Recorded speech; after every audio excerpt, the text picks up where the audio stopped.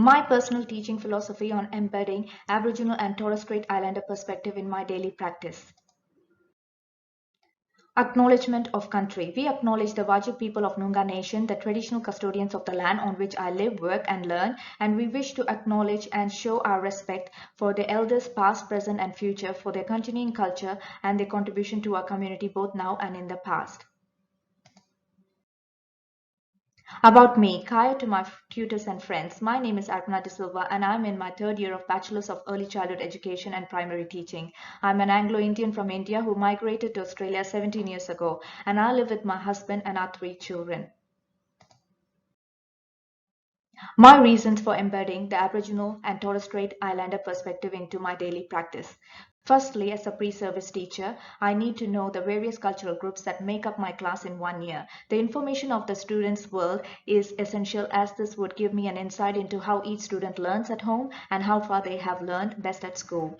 This would help me to develop the required knowledge, attitudes and skills for teaching in culturally responsive ways.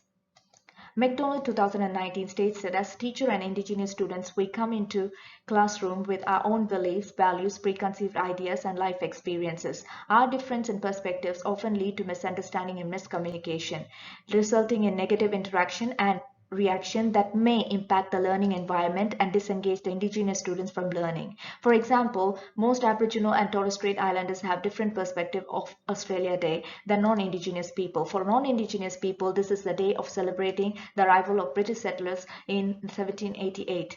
However, it is a sad day for many Australian Indigenous people when the invasion and colonization of their country began, which put an end to their identity, language, tradition, and culture. As a teacher, it's my responsibility to respect Aboriginal and Torres Strait Islander people and promote reconciliation between Aboriginal and Torres Strait Islanders and non-Indigenous Australians. Thirdly, as a pre-service teacher, I need to be aware of the potential barriers that would affect my interaction with Indigenous students in the classroom. According to McDonald 2019, teachers can cause a great deal of harm to Indigenous students by not respecting their way of interaction and forcing them to comply with the Western way of interaction. Hence, our utmost responsibility is to recognize the language is an integral part of the culture and identity and contributes to the student's self-esteem and confidence. Racism is another issue faced by many Aboriginal children and families. Much of this can be attributed to the lack of knowledge among teachers and non-Indigenous Australians. Embedding the Indigenous perspective in the classroom and involving Indigenous support workers will improve the students' attendance, engagement, and participation in the class. Fourthly, one of the most challenging situations the teachers face is the paradoxical loss of engagement among Aboriginal and Torres Strait Islander students. Closing the Gap Report's 2020 statistics shows that how far behind the Indigenous students are compared to the non-Indigenous students in terms of literacy and numeracy. As pre-service teacher, increasing our knowledge of Indigenous people in the past and the present will assist us to apply this knowledge, skills, and attitudes to create an accessible and inclusive classroom environment and pass on the knowledge in a meaningful way through classroom curriculum and lesson plans. The strategies that I can use to embed the Aboriginal perspective into my daily classroom practice is by supporting and accepting students' Aboriginal language at school. One way of doing this is to start where the child is at and then work from the base of the student's home language, value their heritage and bridge to the standard Australian English. When students come to the school to learn a standard Australian English, it is essential to offer the students time to operate in standard Australian English according to the Western communication pattern and times where they can operate in their home language according to indigenous language patterns. In this way, students will have opportunities to code switch between language and interaction styles depending on the lesson or the context. Indigenous students show more engagement in activity when they are given opportunity to code switch. This is further supported by Vygotsky's concept of zone of proximal development that refers to difference between what a student can do without help and what the student can achieve with guidance and encouragement by a skilled adult. According to Vygotsky's social cultural theory of cognitive development, social world is not only interaction between peers and teachers, but consists of outside influence within the community. Prior knowledge, such as students' learned behavior at home, impacts students' learning in the classroom. Vygotsky outlined 3 main concepts related to cognitive development. that includes culture plays a significant role in child's learning. Language is the root of the culture, and students learn and develop within the role in their community. Working alongside Aboriginal and Islander education worker is in the classroom would is, an, is another strategy that would help me to understand the issues relevant to Aboriginal and Torres Strait Islander students and monitor students' attendance and behavior, counseling and advising students. To have a high expectation is another strategy which involves to value the skills, strengths and knowledge that the students bring with them into the class. It is an essential element in engaging them in the class.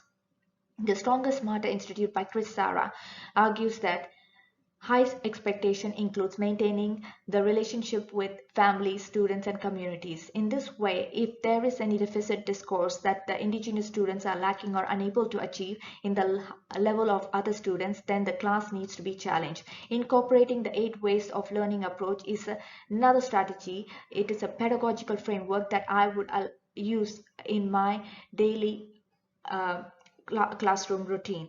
This involves sharing a story, which means approaching learning through a narrative, use learning maps explicitly to visualize the process, apply interpersonal and kinesthetic skills to thinking and learning, and use images and metaphors to understand concept and content. Use land links for play-based learning, linking content to the local land and place, produce innovation and understand the concept by thinking laterally, deconstruct a concept by modeling and scaffolding, working from a whole to part, that is I do, we do and you do strategy. Community links, centering local viewpoints, applying to learn for community benefit.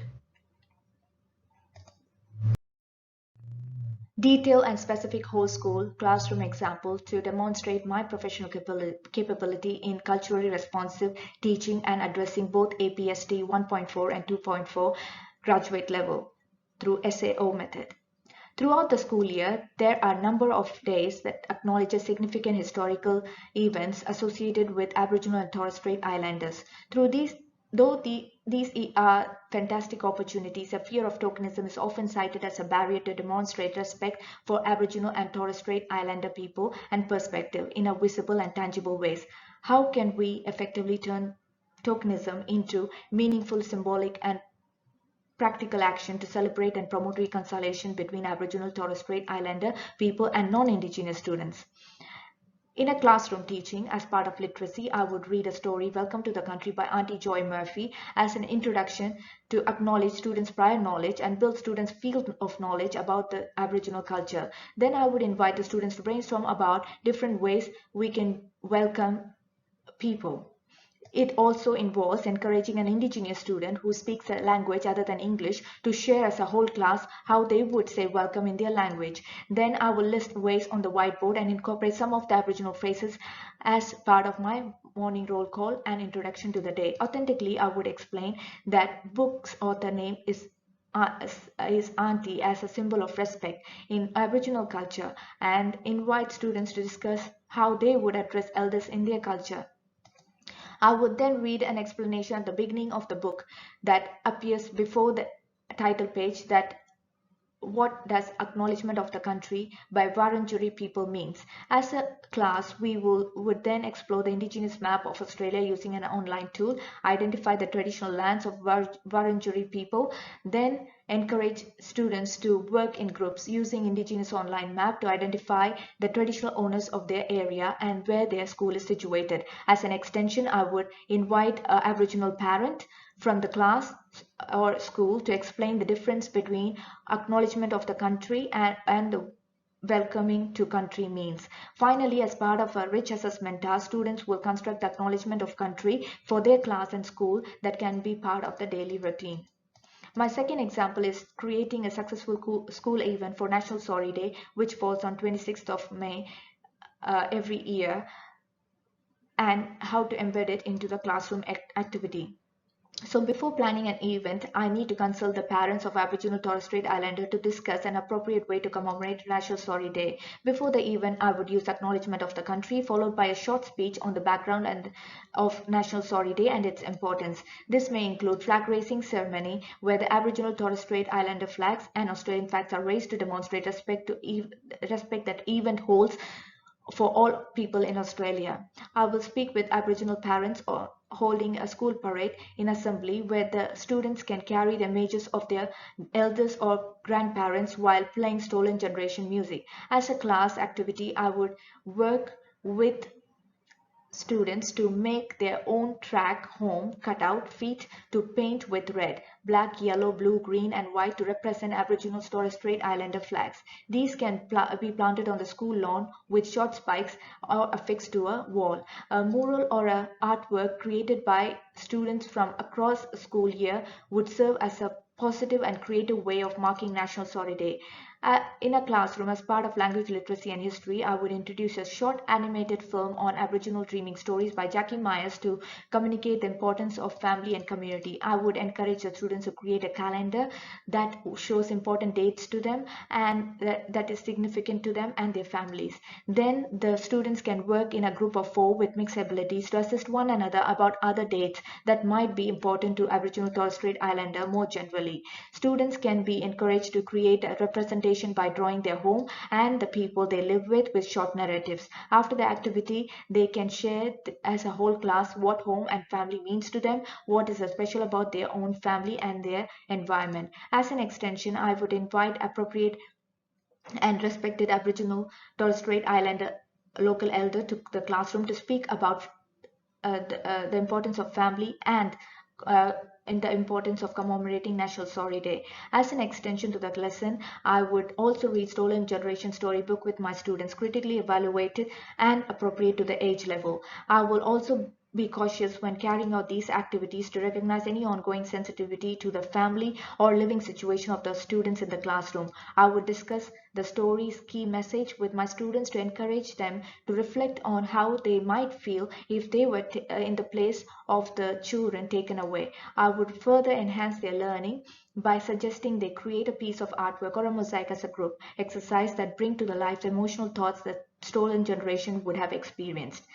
Students will then can opt to make a video for their Aboriginal friends in the classroom or local Aboriginal community members about the events and the activities carried out for National Sorry Day and what they have learned and value with the message of support and commitment towards healing process and reconciliation. As a learning outcome, teachers and students would learn to appreciate the importance of visibly demonstrating respect for Aboriginal Torres Strait Islander history and culture.